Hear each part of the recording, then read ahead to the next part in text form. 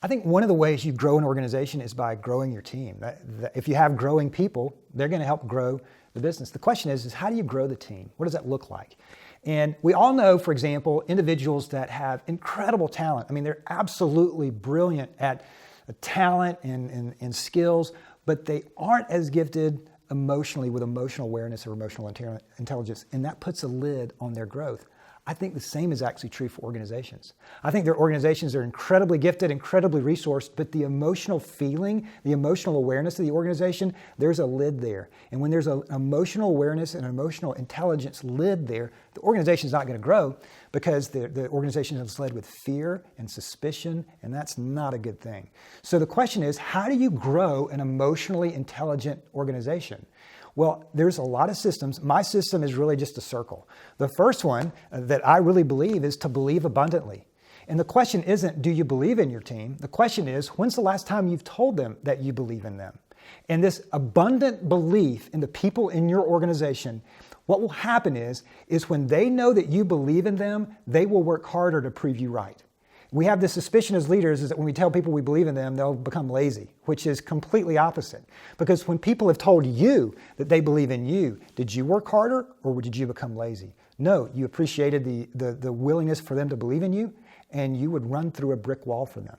So believe abundantly. The second one is to appreciate consistently. You need to have a gratitude system. For me, I want to write 3 thank you notes a day, 5 days a week. I'm not good at math, but I'm told that's 15 notes a day. And so what I want to do is to write 3 thank you notes a day to our team to say, this is what I believe about you. Thank you for doing that. So there's believe abundantly, there's appreciate consistently, and then there's develop intentionally.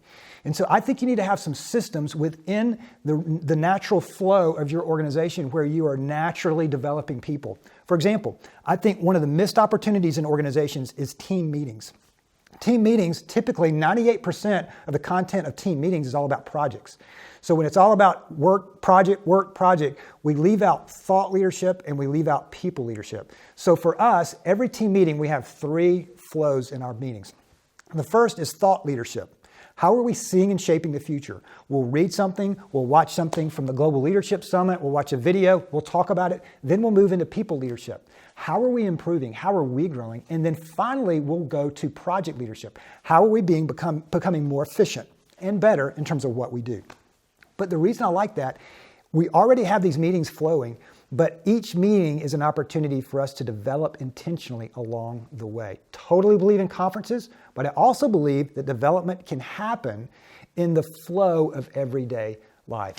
And then the final one is to live repeatedly. In other words, you've got to have this vision, and as a leader, you've got to believe abundantly, you've got to appreciate consistently, and you have to develop intentionally, and you have to do it this circle over and over and over again, because leaders are repeaters.